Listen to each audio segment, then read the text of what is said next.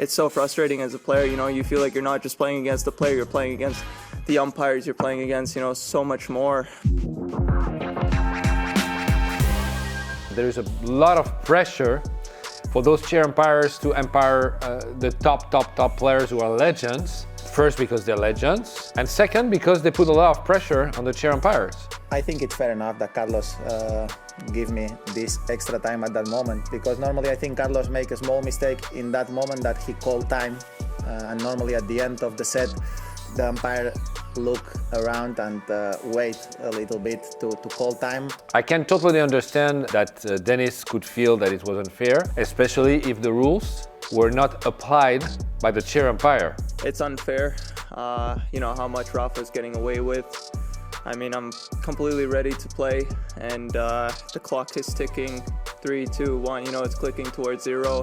And he tells me that he's not going to give him a code violation because I'm not ready to play, and to me it's a big joke, if somebody says that. This special chair umpire had problems with Rafa in the past. I remember Rafa getting extremely angry at him, not to say more. And this puts a lot of pressure, when you know that doing something, a superstar is going to shout at you in front of millions of people. Not easy to handle. So you can answer me, yes, but it's his job, and you're right.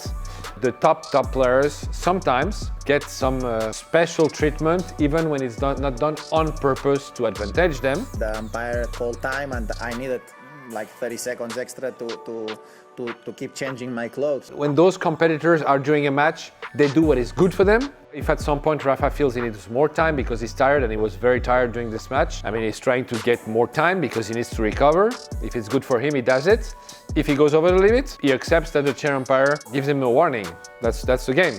But if the chair umpire doesn't do it, then it's not fair. And it's just like, where's the line, where are you gonna step on the players and say, okay, I think it's great that there is a rule now for the time spent in the locker rooms when the players take a bathroom break. It's great that there is a time between every point that has to be respected. But I think there should also be a time to be respected between first and second serve. When Rafa loses the first serve and takes so much time between first and second, it doesn't really make sense. This has to be ruled as well. So again, it protects the quality of the game, and it protects also the players in general to be treated the same, and the rules have to be respected.